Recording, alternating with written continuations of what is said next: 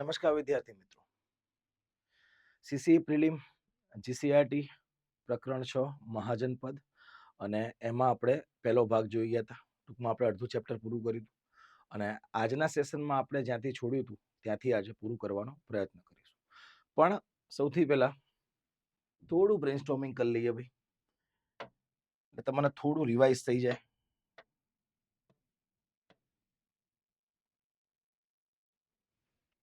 ઋગ્વૈદિક કાળમાં રાજ્યનું સ્વરૂપ કહેવાયું જન. બરાબર છે? થોડું રિવાઇઝ કરી લઈએ. આ જ જન ઉત્તર વૈદિક કાળમાં કહેવાયા જનપદ. થોડા વિસ્તાર થયા છે. યુદ્ધો દ્વારા સામ્રાજ્ય વિસ્તાર અને લગ્નો દ્વારા સામ્રાજ્ય વિસ્તાર, એટલે જન થોડા મોટા થયા, જનપદ. આ જનપદો વચ્ચે એટલે કે એક પ્રકારના રાજ્યો છે ભાઈ, આ જનપદો વચ્ચે હજી બી યુદ્ધો ચાલે છે, એટલે હજી બી વિશાળ થશે કે નહીં? તો આ જ જનપદ આગળ જઈને કહેવાયા મહાજનપદ. વિશાળ મહાજનપદ. કેટલા મહાજનપદ? 16. આપણે લાસ્ટ સેશનમાં જોઈ ગયા હતા.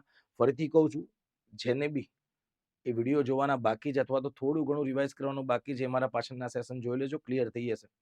ઋગ્વૈદિક કાળ કોને કહેવાય, ઉત્તર વૈદિક કાળ કોને કહેવાય, બંને વચ્ચે ડિફરન્સ શું છે સમજો. મહાજનપદોનો ઉદય કઈ રીતે થયો એ બધું જ મેં સમજાયેલું છે ડેપ્થમાં. તો જનપદ, મહાજનપદ. કેટલા મહાજનપદ? 16 શક્તિશાળી રાજ્યો બહાર આવ્યા. બરાબર છે? આ 16 મહાજનપદમાંથી 4 તાકાતવર થઈને બહાર આવ્યા ભાઈ. એ 4 કયા? મેં તમને કીધું તું, મગધ, વત્સ, કૌશલ અને અવંતી. આ 4 સૌથી શક્તિશાળી થઈને બહાર આવે છે. અને આ 4 રાજ્યોમાં શું આ ગણરાજ્યો છે કે રાજાશાહી? તો અહીંયા તમને રાજાશાહી વ્યવસ્થા જોવા મળશે.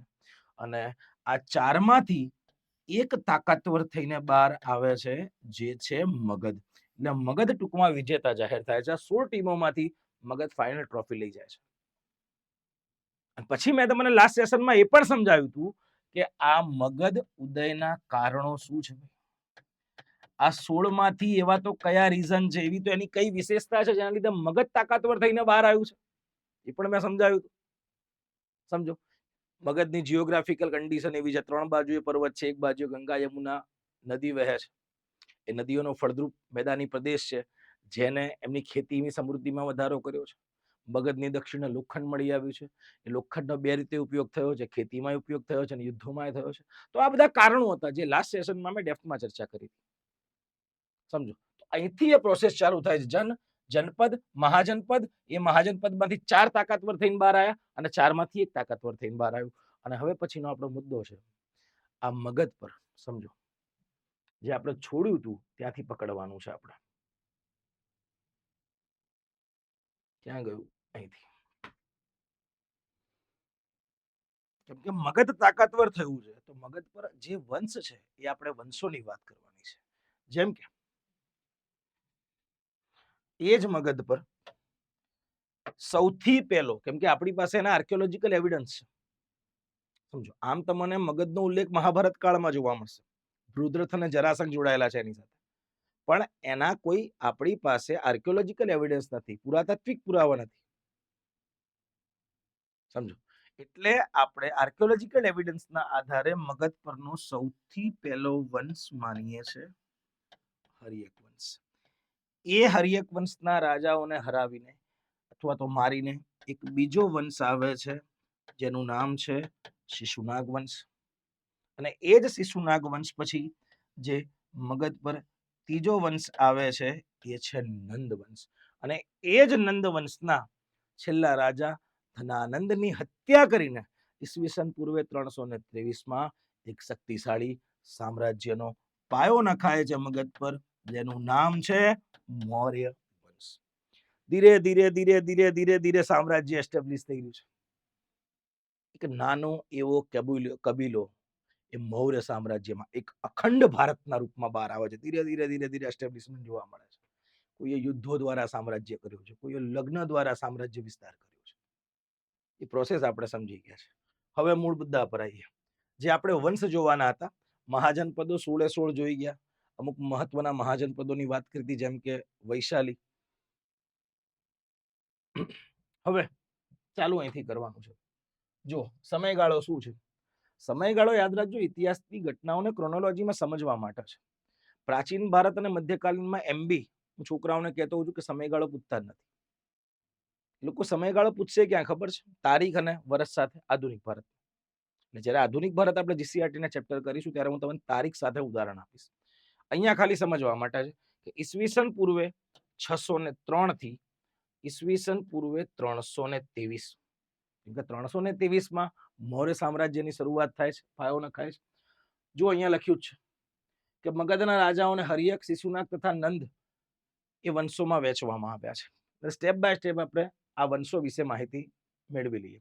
સૌથી પહેલો વંશ કયો? હર્યક. બીજો વંશ કયો? શિશુનાગ. ત્રીજો વંશ કયો? નંદ. અને ચોથો કયો? મૌર્ય. ક્રોનોલોજી યાદ રાખવાની છે. ક્લિયર? જુઓ હવે અહીંયા લખ્યું છે, આપણે જીસીઆરટી ને વળગી રહીશું. હર્યક વંશમાં બિંબિસાર અને અજાતશત્રુ નામના બે મહાન રાજાઓ થઈ ગયા. યાદ રાખજો, હર્યક વંશનો સ્થાપક છે બિંબિસાર. અને અગાઉની એક કોન્સ્ટેબલની એક્ઝામમાં પૂછાઈ બી ગયેલું છે, લગભગ 2022ની એક્ઝામમાં, 22-23ની એક્ઝામમાં, કે ઉપરોક્ત રાજાઓને ક્રમમાં ગોઠવો. તો એમાં બે રાજાઓના નામ હતા, એક તો બિંબિસાર તો બીજો હતો બિંદુસાર.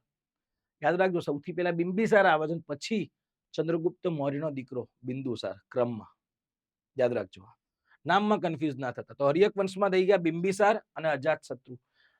અજાતશત્રુ એ બિંબિસારનો દીકરો હતો. એના બાપને મારીને ગાદી પર આવે છે અજાતશત્રુ. યાદ રાખજો. આગળ જો 15 વર્ષની ઉંમરે ભાઈ ગાદી પર આવે છે અને આવતાની સાથે જ એ સામ્રાજ્યનો વિસ્તાર કરવા લાગે છે. કઈ રીતે સામ્રાજ્યનો વિસ્તાર કરે છે? તો અહીંયા લખ્યું જો, લગ્ન સંબંધો દ્વારા. એમાંના એક લગ્ન, એક કે બે લગ્ન મેં તમને આગળના સેશનમાં સમજાયા હતા, જે આપણે આગળ આ ચેપ્ટરમાં આપણે ભણી ગયેલા છે. તેણે લગ્ન સંબંધો દ્વારા સામ્રાજ્ય વિસ્તાર કર્યો અને પોતાના રાજ્યનું પાટનગર ગિરિવ્રજ આખ્યું. આ મોસ્ટ આઈએમપી છે ભાઈ, યાદ રાખજો. મગધની શરૂઆતની રાજધાની પાટલીપુત્ર નથી, કેમ કે પાટલીપુત્રની તો હજી બી સ્થાપના બી નહીં થઈ. એ અજાતશત્રુનો દીકરો છે ઉદયન, જે પાટલીપુત્રની સ્થાપના કરશે. એટલે મગધની શરૂઆતની રાજધાની, આ ટ્રિકી ક્વેશ્ચન છે, યાદ રાખજો, ગિરિવ્રજ અથવા તો રાજગૃહ છે. આ મહત્વનું. આ સિવાય બિંબિસારે અંગ દેશ કબજે કરી. આ બી મહત્વનું છે ભાઈ, સમજો. અંગ દેશ મેં તમને કીધું હતું મગધની ઉત્તર પૂર્વમાં આવેલો છે, સમજો. અને આ એ જ દેશ પર કબજે કર્યો છે, અંગરાજ કર્ણ. હવે અંગ જેના કંટ્રોલમાં આવે એના કંટ્રોલમાં જે છે દરિયાઈ વેપાર આવે, ચીન સાથેનો વેપાર આવે. એટલે અહીંયા અંગનું સ્ટ્રેટેજિકલી મહત્વ વધી જાય છે, રણનીતિક મહત્વ વધી જાય છે. જેના કંટ્રોલમાં અંગ, એના કંટ્રોલમાં આંતરરાષ્ટ્રીય વેપાર. જેના કંટ્રોલમાં આંતરરાષ્ટ્રીય વેપાર, એના કંટ્રોલમાં પૈસા. જેના કંટ્રોલમાં પૈસા, એની સેના બી કેવી? તાકાતવર. ઇતિહાસનો નિયમ છે. અને જેની સેના તાકાતવર છે એને મોટે ભાગે ભારત પર પોતાનો જે કહેવાય ને ઝંડો ફરકાવ્યો છે. તો અહીંયા બી તમે જુઓ, અંગ દેશ કબજે કરે છે અને એના વહીવટ માટે પોતાના એક વ્યક્તિ પોતાના દીકરાને જ મૂકે છે, જેનું નામ છે અજાતશત્રુ. અત્યારે છે ને કેન્દ્રનો રાજ્યમાં પ્રતિનિધિ કોણ? તો રાજ્યપાલ. તો એવી જ રીતે તે સમયે કેન્દ્રનો જે તે રાજ્યમાં પ્રતિનિધિ એને કહેવાતો તો નિયામક. જુઓ, એટલે અહીંયા અંગ દેશનો નિયામક કોણ છે ભાઈ? બિંબિસારનો જ દીકરો અજાતશત્રુ. યાદ રાખજો. અને તેના સામ્રાજ્યમાં સિમ્પલ છે ભાઈ, 80,000 ગામડા પણ આ પૂછાશે નહીં. અને તેના સામ્રાજ્યનો વહીવટ મહાપાત્રો, સબ્બાથકો અને ગ્રામિકો કરતા હતા. આ એડમિનિસ્ટ્રેટર છે ભાઈ, ક્લાસ 1 થી લઈને ક્લાસ 4 અધિકારી. પણ જરૂરી શું છે? તો કે લગ્નો દ્વારા સામ્રાજ્ય વિસ્તાર કર્યો છે, રાજધાની ગિરિવ્રજ છે અને એને અંગ દેશ કબજે કર્યો છે. યાદ રાખજો, રણનીતિક મહત્વનું છે. એના પછી આવે છે અજાતશત્રુ. સમજો, અજાતશત્રુની સ્ટોરી મેં લાસ્ટ સેશનમાં તમને કહી હતી. એના બાપની હત્યા કરીને જ ગાદી પર આવ્યો. એ કેમ કર્યું હતું એ પણ મેં તમને કહ્યું. સમજો, આ સિવાય એને કાશી બી જીત્યું. કાશીને કાયદેસર કચડી નાખે છે. અને અજાતશત્રુ પોતાના બાપાને મારીને જ ગાદી પર આવે છે. આ પણ મેં તમને વાત કરી દીધું. બિંબિસારના પુત્ર અજાતશત્રુનો મહારાજ્ય બનાવવામાં બહુ મોટો ફાળો છે. કૌશલ દેશના રાજા પ્રસેનજીતને તેની પાસે હાર કબૂલ કરાવી પડી હતી. કૌશલ પર એને હુમલો કેમ કર્યો હતો એ પણ મેં તમને કહ્યું. સમજો, તો એને કૌશલ દેશના રાજા પ્રસેનજીતને હરાવ્યો. આ સિવાય તેને લીછવીઓની નેતાગીરી નીચે આવેલા બજ્જીઓના સંયુક્ત ગણસંઘમાં ફાટફૂટ પડાવી તેણે પણ કચડી નાખ્યું. હવે અહીંયા લીછવી જાતિ આ કયા રાજ્યની વાત કરી છે? વૈશાલી ગણરાજ્યની વાત કરી. અને વૈશાલી ગણરાજ્યનું અહીંયા બીજું નામ આપ્યું છે વજ્જી અથવા તો મજ્જી. સમજો, જે બધા નાના નાના રાજ્યો ભેગા થઈને બનાવે છે ને સંયુક્ત રાજ્ય, એ જ સંયુક્ત રાજ્યને કચડી નાખ્યું. એટલે એના બાપાએ લગ્નો દ્વારા સામ્રાજ્ય વિસ્તાર કર્યો અને છોકરાએ યુદ્ધો દ્વારા સામ્રાજ્ય વિસ્તાર કર્યો. અજાત શત્રુ યાદ રાખજો. અજાત શત્રુ પછી કર્મનું ફળ તમારે અહીંયા ભોગવવું પડે. જેવું કરશો એવું ભરશો. અજાત શત્રુએ એના બાપની હત્યા કરી. એવી જ રીતે અજાત શત્રુની હત્યા પણ તેના દીકરા કરે છે, જેનું નામ છે ઉદયન.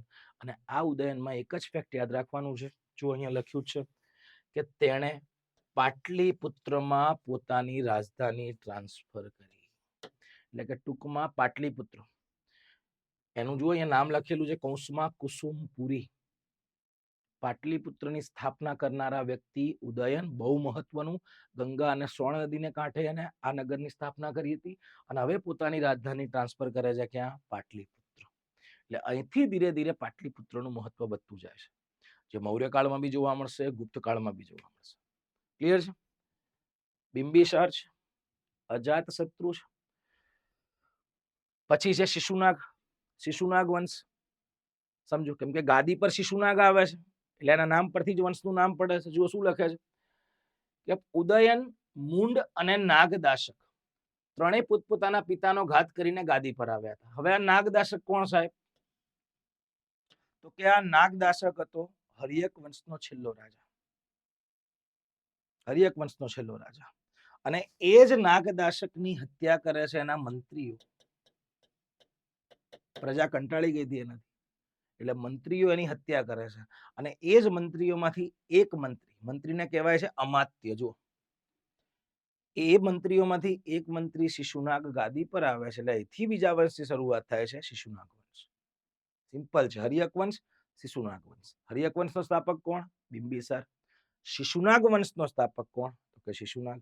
બરાબર છે? એટલે શિશુનાગ વંશની શરૂઆત થઈ. અને શિશુનાગ પછી આવે છે કાલાશુક. આનું બીજું નામ છે કાકવર્ણિન, કેમ કે એનો કલર જે છે, એનો વર્ણ જે છે કાગડા જેવો કાળો હતો, એટલે એને ઇતિહાસમાં કાકવર્ણિન પણ કીધો છે. અહીંયા ખાલી એટલું લખ્યું છે જીસીઆરટીમાં, કાલાશોક અને તેના 10 પુત્રો 21 વર્ષ સુધી શાસન કર્યું છે. અને એક ગ્રીક લેખકના જણાવ્યા અનુસાર હવે શિશુનાગ વંશનું પતન કઈ રીતે થાય છે, જીસીઆરટી ખાલી એટલો જ ઉલ્લેખ કરે છે, અને આપણે એટલું વળગી રહેવાનું છે કે કાકવર્ણિનની પત્ની, એની રાણી, અને એ રાણીનો પ્રિયતમ એટલે એના પત્નીનો, જેમાં આપણી ભાષામાં કહીએ તો એને ચાહનારો, એનો બોયફ્રેન્ડ, પ્રિયતમે ખંજર ભોંકીને તેનો ખૂન કરી ગાદી પચાવી પાડીને મગધમાં નંદ વંશની સ્થાપના કરી. સ્ટોરી વધારે નહીં કહેવી, પણ આ જે કાકવર્ણિન હતો એનો એક વાળ કાપનારો હતો, બહુ સ્માર્ટ દેખાતો હતો, દેખાવડો હતો. સમજો, તો એ કાકવર્ણિનના જે છે કાલાશુકના પત્ની એ બાર્બર એટલે કે વાળ કાપનારા પર મોહિત થઈ જાય છે. અને સમય જતા એ જ વાળ કાપનારો કાલાશોકની હત્યા કરે છે, એના પત્ની સાથે લગ્ન કરે છે, અને પછી અહીંયા ત્રીજા વંશની સ્થાપના કરે છે, જેનું નામ છે નંદ વંશ. જે કેચી એ કાલાશોકને માથામાં ફેરવતો હતો, એ જ કેચી ગળે ફેરવી નાખે છે ભઈપુરા. સમજો, ગાદી છે ભાઈ, ગાદી કોઈની હગી નથી. સમજો, એટલે અહીંયા એક ત્રીજો વંશ આવે છે નંદ વંશ, જેનો સ્થાપક કોઈ ક્ષત્રિય નથી. યાદ રાખજો, બાર્બર છે, વાળ કાપનારો છે. એટલે અહીંયા ત્રીજો વંશ છે નંદ વંશ. જો અહીંયા લખ્યું છે સ્થાપક કોણ છે? મહાપદ્માનમ. તો એ પ્રિયતમ છે ને, એ આ છે મહાપદ્માનમ. ક્લિયર છે? વધી આગળ. તેણે એક સફળ સેનાની અને શક્તિશાળી રાજા હતો. હવે એને કયા કયા રાજ્યો સાથે યુદ્ધો કર્યા છે અને મગધને એક સામ્રાજ્યમાં કન્વર્ટ કરવાનો પ્રયત્ન કર્યો. તો જો અહીંયા લખ્યું છે કૌશાંબી, કૌશલ, અવંતી. અવંતી એટલે આજનું ઉજ્જૈન, યાદ રાખજો. વિજય મેળવ્યો. આ સિવાય આપણે મૌર્યોત્તર કાળમાં એટલે કે મૌર્યકાળ પછીના કાળમાં આપણે જોઈશું એક કલિંગનો રાજા છે ખારવેલ. અને ખારવેલનો એક અભિલેખ છે હાથી ગુફા અભિલેખ. જુઓ, એ હાથી ગુફા અભિલેખમાં પણ એ મેન્શન કર્યું છે કે મહાપદ્માનમે કલિંગ વિજય પર હુમલો કર્યો હતો અને એને જીત્યું હતું. એટલે અહીંયા આ અભિલેખનું નામ યાદ રાખવાનું છે. હાથી ગુફા અભિલેખ ક્યાં આવેલો છે? ઓડિશામાં. કયા રાજાનો છે? તો કે રાજા ખારવેલનો છે. ક્યાંનો રાજા હતો? તો કે કલિંગનો રાજા હતો. આ એ કલિંગ છે કે જ્યાં અશોકે 1,00,000 લોકોને માર્યા હતા. કલિંગનું યુદ્ધ આપણે આગળ જોઈશું. બરાબર છે. એટલે આ અહીંયા ટોપિક મહત્વનો થઈ જાય છે. આ સિવાય અહીંયા બીજું તમારે શું યાદ રાખવાનું? જો આ નંદ વંશનો છેલ્લો રાજા હતો ધનાનંદ. એ જ ધનાનંદ બહુ તાકાતવર વ્યક્તિ હતો ભાઈ, અને બહુ ક્રૂર રાજા હતો. સમજો, પણ મોજ શોખ. આખો દિવસ એના દરબારમાં દારૂ વારૂ ચાલતા હોય, અપ્સરાઓ નાચતી હોય, બધું એ મોજ શોખ ચાલતા હોય એના. સમજો, પણ એને અને ચાણક્યને કઈ ખટકે છે. બંને સામસામે આવે છે એટલે ચાણક્ય પ્રતિજ્ઞા લે છે ચોટલી ખોલીને કે જ્યાં સુધી હું તને નહીં મારું ત્યાં સુધી આ ચોટલીઓ નહીં બાંધું. દરબારમાં અપમાનિત કરે છે ભૈયા.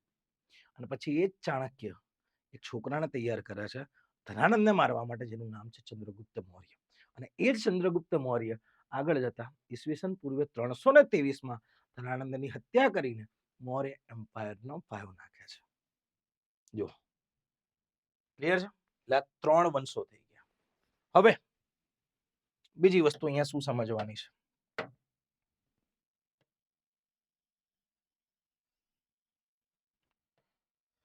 એક મસ્ત કન્સેપ્ટ છે, બસ ખાલી એને વળગી રહેજો. મગધમાં 3 વંશ છે. કયા? તો કે પહેલું છે હર્યક. હર્યક વંશના રાજાને મારીને પછી બીજો વંશ આવે છે શિશુનાગ, અને એ જ શિશુનાગ વંશ પછી આવે છે નંદ વંશ. લગભગ આ બિયાસ નદી સુધી એમની સત્તા હતી, એટલે સુધી એમની સત્તા હતી. વધારે કોઈ મોટું સામ્રાજ્ય હતું નહીં આ લોકોનું. ગુજરાતમાં થોડું ઘણું હતું. એટલે તમે જુઓ, આ ભાગ ખાલી છે. ભારતનો ઉત્તર પશ્ચિમ ભાગ ખાલી છે, અહીંયા કોઈ શાસન કરતા છે નહીં. બીજું, જ્યારે જ્યારે ભારતમાં છે ને અમુક પરિસ્થિતિ સર્જાય ને ત્યારે સમજી લેવાનું વિદેશી આક્રમણ થશે. કઈ પરિસ્થિતિ? હું છોકરાઓને બધી બેચમાં કહેતો હોઉં કે જ્યારે જ્યારે કેન્દ્રમાં કોઈ શક્તિશાળી રાજા નથી, પહેલી પરિસ્થિતિ યાદ રાખજો. કેન્દ્રમાં કોઈ શક્તિશાળી રાજા જ નથી, કેન્દ્ર નબળું છે. એ જેટલા બી વંશો છે અંદરો અંદર લડી રહ્યા છે.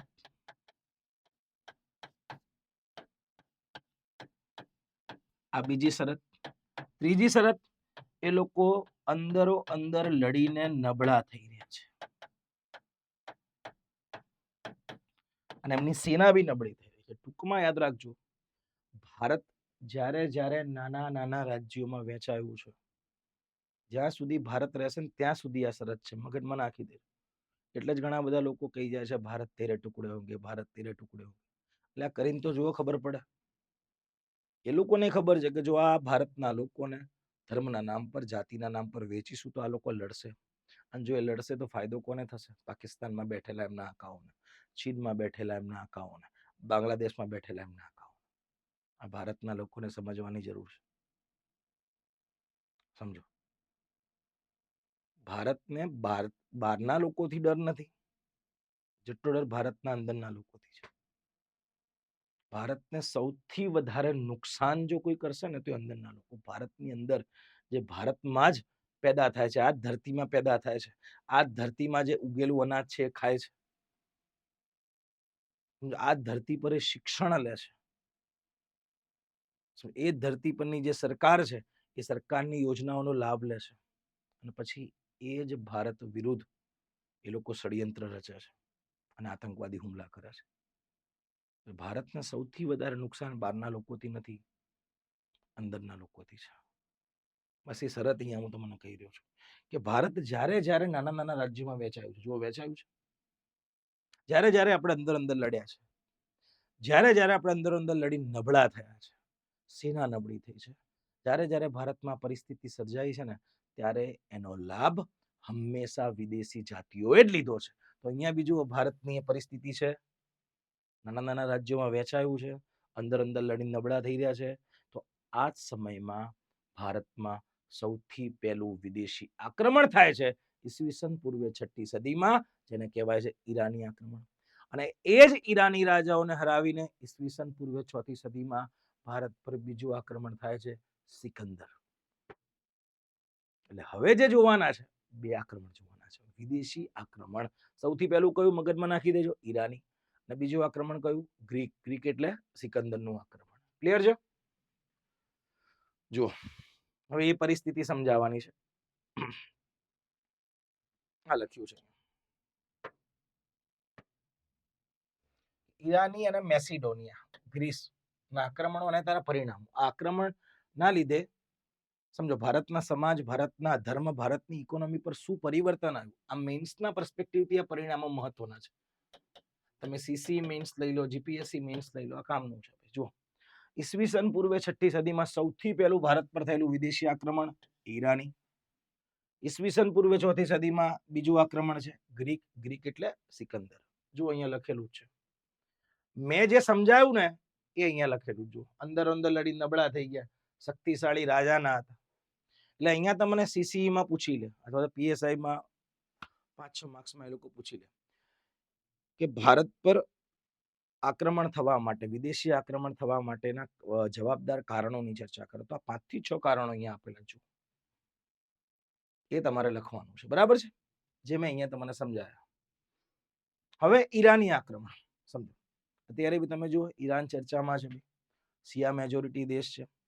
ઈરાન, ઇઝરાયલ, ઈરાન, અમેરિકા ચાલે જ છે ભાઈ. હોર્મુઝને લઈને ડખા છે. તો ભારતના ઈરાન સાથેના સંબંધો હજારો વર્ષો જૂના છે ભાઈ. સૌથી પહેલું આક્રમણ ઈરાનનું છે. જુઓ, ઈરાન આવેલું છે મધ્ય એશિયા, અને આજ મધ્ય એશિયાથી આવ્યું હતું કોણ? આર્યો.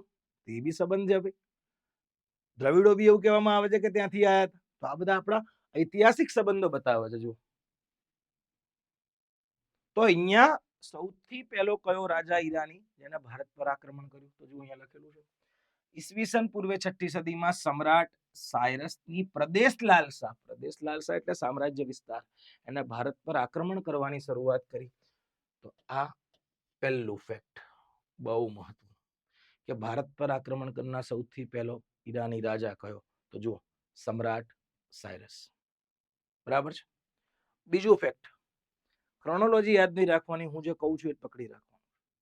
હા, ભારતીય રાજાઓમાં ક્રોનોલોજી યાદ રાખવાની, ચંદ્રગુપ્ત મૌર્ય, બિંદુસાર, અશોક, આ રીતે તમારે યાદ રાખવાની છે. પણ અહીંયા હું જે કહું એ પકડી રાખવાનું. જો બીજું, ગ્રીક ઇતિહાસકાર હેરોડોટ્સ. હવે સાહેબ આ હેરોડોટ્સ કોણ છે? તો હેરોડોટ્સ યાદ રાખજો, જેને ઇતિહાસનો પિતા કહેવામાં આવ્યો છે, ફાધર ઓફ હિસ્ટ્રી. અને એને એક પુસ્તક લખ્યું હતું જેનું નામ છે હિસ્ટોરિયા. તો એ પુસ્તકમાં એને એક રાજાનો ઉલ્લેખ કર્યો છે. જુઓ, સમ્રાટ દરાયસ. અને એનસીઆરટી માં લખે છે ડેરિયસ, પણ નામ સેમ છે. સમજો, એ સમ્રાટ દરાયસે ભારતની વાયવ્ય સરહદે, હવે વાયવ્ય સરહદ એટલે સાહેબ કઈ? તો કે આ રહી નૈઋત્ય, વાયવ્ય, ઈશાન અને અગ્નિ. તો આ જે સરહદ છે, આ સરહદ ભારતની હંમેશાથી સેન્સિટિવ રહી છે. અત્યારે ભાઈ તમે જુઓ, મોટે ભાગે આતંકવાદી હુમલા ક્યાં થાય છે? અહીંથી થાય છે. 2008માં આતંકવાદી હુમલો ક્યાં થયો? તો અહીંથી થયો. આ સરહદ પહેલેથી સેન્સિટિવ રહી છે. મોટે ભાગે આ જે ભિખારીઓ છે ને બધા અહીંથી આવે છે, આતંકવાદીઓ. સમજો, વાયવ્ય સરહદે હુમલો કર્યો અને ગાંધાર પ્રદેશ જીતી લીધો. એટલે એથી બીજો ક્વેશ્ચન બને કે નીચેનામાંથી કયા, આ તો તમને વન લાઇનર કહું છું, બાકી વિધાન વાક્યોમાં પૂછાશે કે નીચેનામાંથી કયા ઈરાની રાજાએ જે છે સૌથી પહેલા ગાંધાર પ્રદેશ જીત્યો હતો? તો સમ્રાટ દરાયસ. કયા વંશના આક્રમણ છે ભૈયા? તો કે હખમની વંશ અથવા તો એકેમેનિયન સામ્રાજ્ય. સમ્રાટ સાયરસ લઈ લો, ડેરિયસ લઈ લો, આગળ આવશે ડેરિયસ બીજો, ત્રીજો. તો આ બધા તમને હેકેમેનિયન વંશના જોવા મળશે. જો સમ્રાટ દરાયસ પછી એનો દીકરા આવે છે સાયરસ. પણ આ તમારે કરવાની જરૂર નથી, કોઈ કામનું નથી, કેમ કે એના સમયમાં કોઈ ઈરાની આક્રમણ થયું જ નથી. કેમ્બેસિસ પછી આવે છે દરાયસ પ્રથમ. તો હવે આ દરાયસ પ્રથમ આપણા માટે મહત્વનું છે. જુઓ, આ છે સમ્રાટ દરાયસ, આ છે દરાયસ પ્રથમ. આએ ભારતની સરહદ પર ઈરાની સૈનિકો મોકલ્યા અને હેરોડોટ જણાવે છે કે દરાયસે સ્કોપ્લેક્સ નામના પોતાના વહાણવટુ અને સિંધુ નદીના પ્રવાહોની શોધખોળ માટે વહાણોનો કાફલો લઈને મોકલ્યો હતો. દરાયસ પ્રથમ,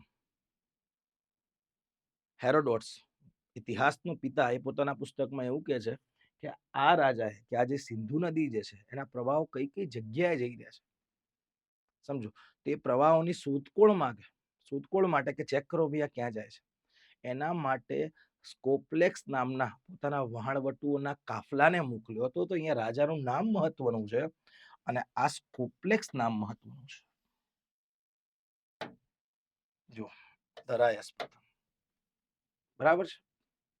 અને બીજું એ લોકો ફેક્ટ લખે છે કે દરાયસના સામ્રાજ્યમાં 20મા પ્રાંત પૈકીમાં ભારતનો પશ્ચિમી વિસ્તારનો એક પ્રાંત હતો. એટલે દરાયસના સામ્રાજ્યમાં ટોટલ કેટલા પ્રાંત હતા, કેટલા રાજ્યો હતા? 20 પ્રાંત. એમાંનો એક કયો હતો? ભારતનો ઉત્તર પશ્ચિમ ભાગ. અને આગળ શું લખે છે જુઓ. હવે એ એક જ ભાગની સમૃદ્ધિ એટલી હતી કે દર વર્ષે અહીંથી 360 ટેલેન્ટ સોનાની રજ, આ એક પ્રકારની માપણી છે. આપણે અત્યારે ટનમાં માપીએ છીએ, મણમાં માપીએ છીએ, તો તે સમયની માપણી છે કે ભારતનો ઉત્તર પશ્ચિમ પ્રાંત એના 20 રાજ્યોમાં એક હતો, પણ એ એટલો સક્ષમ હતો કે દર વર્ષે અહીંથી 360 ટેલેન્ટ સોનાની રજ, ગોલ્ડ, વિચારો, એ ખંડણી સ્વરૂપે ત્યાં મોકલવામાં આવતું, જે લગભગ તેના રાજ્યની કુલ આવકના 3જા ભાગ જેટલું હતું. નાનો પ્રાંત પર તમે જુઓ તો ખરી પૈસો કેટલો છે ભાઈ, કુલ આવકના 3જા ભાગ. ક્લિયર છે? પછી એટલે અહીંયા દરાયસ છે, દરાયસ પ્રથમ છે અને સમ્રાટ સાયરસ છે. આ 3 રાજાઓ છે. અને પછી એક બીજો રાજા છે, જો આ રહ્યો, કેમ કે આ કોઈ કામનું નથી, આમાં તમારે નથી જવાનું, આમાં નથી જવાનું, સીધું અહીંયા આવી જાઓ. જુઓ, એક છે રાજા આ રહ્યો, દરાયસ ત્રીજો. હું તમને કટ ટુ કટ આપીશ, આટલું જ કરવાનું છે. સમજો, દરાયસ ત્રીજામાં શું યાદ રાખવાનું છે કે આ જ દરાયસ ત્રીજાને હરાવે છે ગ્રીક રાજા સિકંદર, અને સિકંદર સાથેના દરાયસ ત્રીજાના યુદ્ધ બાદ દરાયસ ત્રીજો અહીંયા હારે છે અને પછી સિકંદરનું આગમન ક્યાં થાય છે? ભારતમાં થાય છે. એટલે પહેલું આક્રમણ થઈ ગયું ઈરાની, બીજું આક્રમણ છે ગ્રીક. જુઓ, સિકંદરનો ભારત તરફનો આવવાનો માર્ગ ખુલ્લો થયો. એટલે તમારે રાજા કયા યાદ રાખવાના છે? સમ્રાટ સાયરસ, સમ્રાટ દરાયસ, દરાયસ પ્રથમ, અને ચોથો કયો છે? દરાયસ ત્રીજો. દરાયસ ત્રીજાને કોણ હરાવે છે? ગ્રીક રાજા સિકંદર, અને પછી એ ભારતમાં ઘૂસે છે. ક્લિયર છે? તો આટલો બેઝિક ડેટા છે. હવે આ જે આક્રમણ થયા ઈરાની, એ ઈરાની આક્રમણની ભારત પર અસર શું રહી? ભાઈ, સ્થાપત્ય ક્ષેત્રે, કલ્ચરલ ક્ષેત્રે બહુ મોટી અસર, બહુ મોટી. જો અહીંયા લખ્યું છે, પહેલી અસર શું રહી? જો, સ્કોપલેક્સ નામના નાવિકે દરાયસ પહેલાના સમયમાં સિંધુ અને તેની શાખાઓનો માર્ગ શોધ્યો, એટલે બંને વચ્ચે વેપારી સંબંધો વધાયા. ઓબ્વિયસ છે ભાઈ. સ્કોપલેક્સ નામના, મેં તમને કીધું, એને જહાજોનો ખાપલો ક્યાં મોકલ્યો હતો ભાઈ? સિંધુ નદીના નવા જળમાર્ગો શોધવાના. તો ઓબ્વિયસ છે, નવા જળમાર્ગો મળ્યા હશે, અને એ નવા જળમાર્ગોના કારણે ફાયદો શું થયો? બંને કલ્ચર જે છે એ થોડા થોડા નજીક આવ્યા. સમજો, એ સંબંધોના લીધે વેપાર વધ્યો, એટલે પહેલો ફાયદો, વેપારિક સંબંધો મજબૂત થયા. આ મુદ્દો મેન્સનો છે.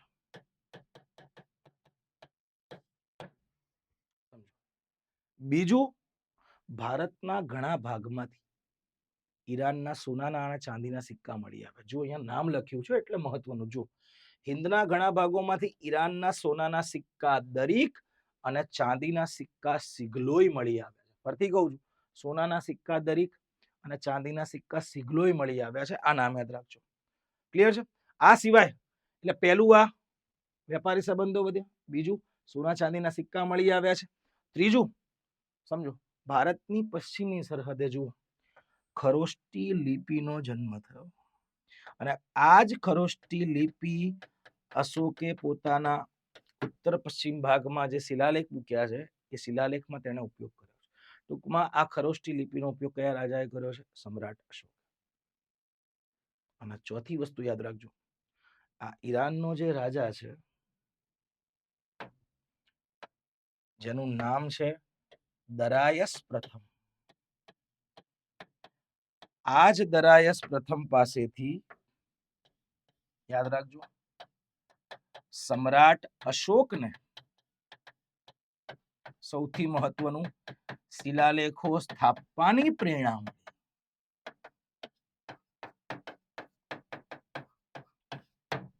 સમ્રાટ અશોકને શિલાલેખો સ્થાપવાની પ્રેરણા મળે છે. બહુ મહત્વનું. અશોક ઓળખાય છે શેના માટે? એના કલિંગના યુદ્ધ માટે અને શિલાલેખો સ્તંભાલેખો માટે. તો શિલાલેખો સ્થાપવાની પ્રેરણા કોણે આપી છે? ઈરાની રાજાઓ, ડેરિયસ પ્રથમ, દરાયસ પ્રથમ. આ બધી અસર કહેવાય કે નહીં? પહેલું, નવા જળમાર્ગો શોધાયા એટલે વેપારી સંબંધો મજબૂત થયા, કલ્ચરલ આદાન પ્રદાન થયું. બીજું, સોનાના અને ચાંદીના સિક્કા મળી આવ્યા છે. ત્રીજું થયું છે શું? તો અહીંયા લખ્યું છે, જુઓ, ખરોષ્ટી લિપિ આવે છે. અને ચોથું, અશોક શિલાલેખની સ્થાપના કરે છે. આ ચાર મોટા ચેન્જ તમને ઈરાની આક્રમણને પરિણામે જોવા મળશે. ક્લિયર છે? તો આ પહેલું આક્રમણ થઈ ગયું. બીજું આક્રમણ છે ગ્રીસ, અને ગ્રીસમાં કોનું પાછું? સિકંદર. તો હવે સિકંદરના આક્રમણની વાત કરીએ. વિશ્વ વિજેતા એને બનવાની ઈચ્છા હતી, વિશ્વ વિજેતા. પણ ઇતિહાસ એવું કહે છે કે ભારતમાં એ આવ્યો નતો, એને બોલાવવામાં આવ્યો. એક તક્ષશિલાનો રાજકુમાર છે જેનું નામ છે આંભી, અને એક બીજો રાજા છે શશિગુપ્ત. આ બંને, કેમ કે આ બંનેને દુશ્મની હતી કાશ્મીરના રાજા પોરસ સાથે, અને એ લોકો પોરસને હરાઈ નતા શકતા. સમજો, તો અહીંયા પોરસને હરાવવા તક્ષશિલાના રાજકુમાર આંભી અને એક બીજો રાજા હતો શશિગુપ્ત કંબોજ બાજુનો, આ બંને સિકંદરને ભારત પર આક્રમણ કરવા આમંત્રણ આપ્યું. એટલે આજે આંભી અને શશિગુપ્ત છે એ બંનેને ભારતના પ્રથમ દેશદ્રોહી કહેવામાં આવ્યા છે. મેં કીધું ભારતને તકલીફ અંદરના લોકોથી છે. બહાર તો આપણી આર્મી ઉભી જ છે, પૂરા જ કરી નાખશે, સમજો, પણ તકલીફ અંદરથી છે. આ ઉદાહરણ તમે પૂરું પાડે. જો મેસિડોનિયા, ગ્રીસમાં એક જગ્યા છે મેસિડોનિયા અથવા તો મકદુનિયા, એના રાજા હતા ફિલિપ. એ ફિલિપનું અવસાન થતા એમનો દીકરો માત્ર 20 વર્ષની ઉંમરે ગાદી પર આવ્યો, જેનું નામ છે સિકંદર. 20 વર્ષની ઉંમર, વિચાર તો કરો. 20 વર્ષે આપણે બધા લકોટી ભમેડા પબજી રમતા. આનું 20 વર્ષની ઉંમરે વિઝન ક્લિયર છે, મારે વિશ્વ જીતવું છે. વિઝન ક્લિયર હોવું જોઈએ કે મારે અહીંયા જવું જ છે. સમજો, આનું વિઝન ક્લિયર છે.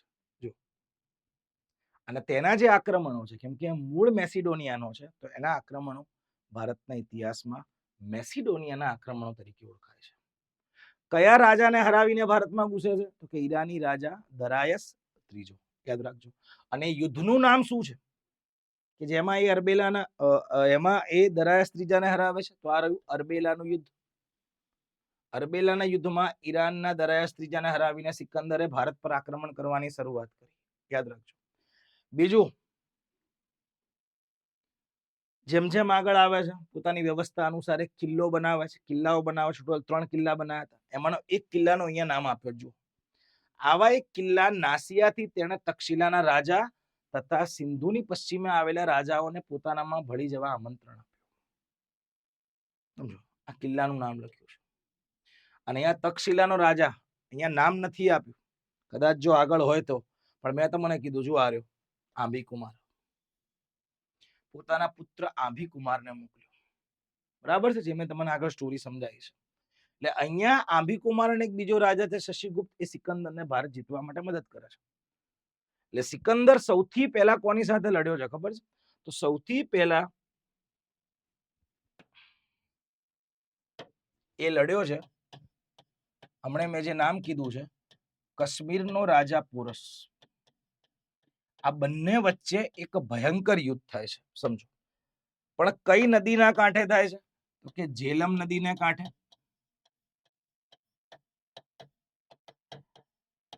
એટલે જ આ યુદ્ધને કહેવામાં આવ્યું છે હાઇડેસ્પીઝનું યુદ્ધ. નદીઓ મહત્વની છે.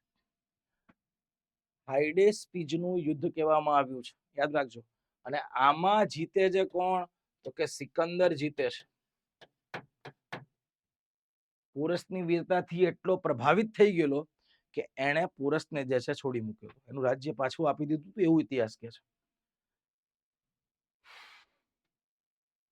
આગળ, હવે સિકંદર ભારતમાં એન્ટર થાય છે. એણે પોતાની સેનાને 2 ભાગમાં વહેંચી. 2 ભાગમાં. એમાં એક ટુકડીનું નેતૃત્વ એણે પોતે કર્યું.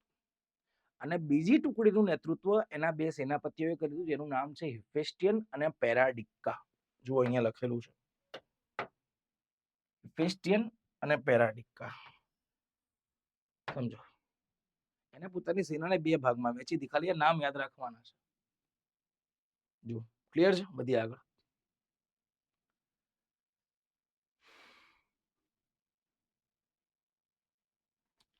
આમાંથી તમારે શું પૂછાય એવું છે? તો આ ફકરામાંથી કઈ ખાસ છે નહીં. એક આ યાદ રાખજો, સિકંદરે અશ્વકાયાનો સૌથી મજબૂત ગણાતો આરાસનનો કિલ્લો જીત્યો. આરાસોન યાદ રાખજો, જે એની સૌથી મોટી લશ્કરી સિદ્ધિ કહેવાય છે. સિકંદર લડી રહ્યો તો આરાસોનના કિલ્લામાં, તેના રાજાએ, એ આપણા માટે નામ મહત્વનું નથી, પણ એ રાજાએ કદાચ સિકંદરને તલવાર મારી હશે. એ ઘા પડી ગયો એના શરીર પર. સિકંદરે આખું સામ્રાજ્ય પૂરું કરી નાખ્યું, બધાને કાપી કાપીને લટકાવી દીધા, ધડો લટકાયા જાય. બહુ અહીંયા ક્રૂરતા કરી છે અશ્વકાયાનો કિલ્લો. એની મહાન લશ્કરી સિદ્ધિઓમાંની એક કહેવામાં આવે છે. અને પછી એ ધીરે ધીરે ધીરે ધીરે ભારત પર આગળ આવે છે. સૌથી પહેલા કોની સાથે લડે છે? પોરસ સાથે. હાઇડેસ્પીજ અથવા તો ઝેલમનું યુદ્ધ. જુઓ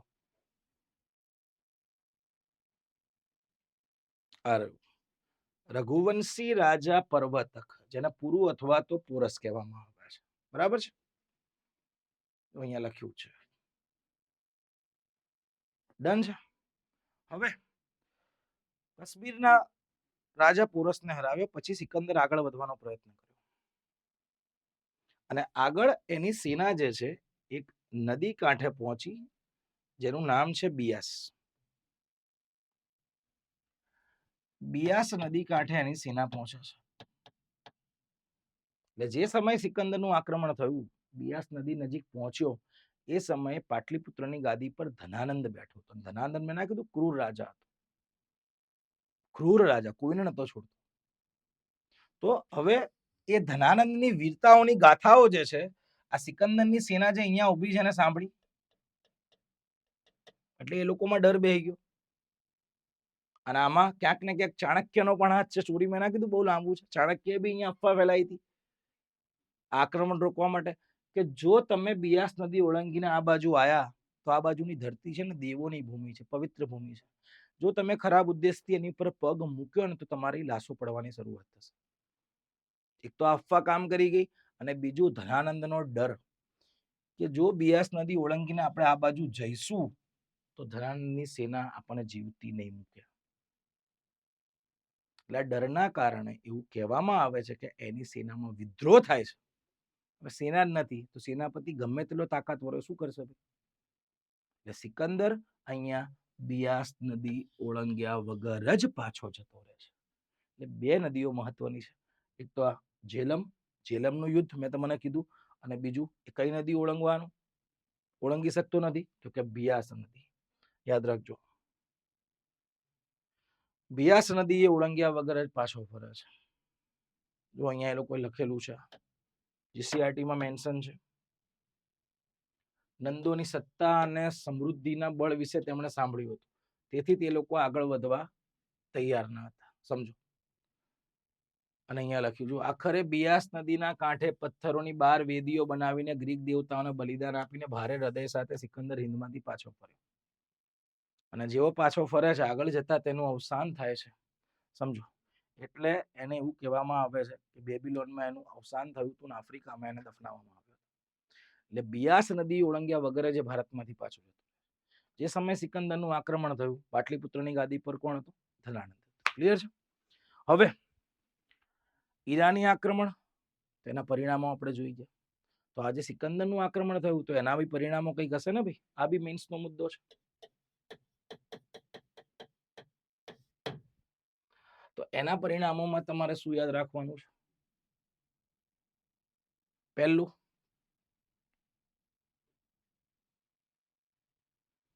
જે માર્ગેથી સિકંદરની સેના આવી હતી, એ જ માર્ગોએ, સમજો, એ જ માર્ગોના કારણે બહુ મહત્વનું છે, કેમ કે સિકંદર ક્યાંનો હતો? યુરોપનો હતો.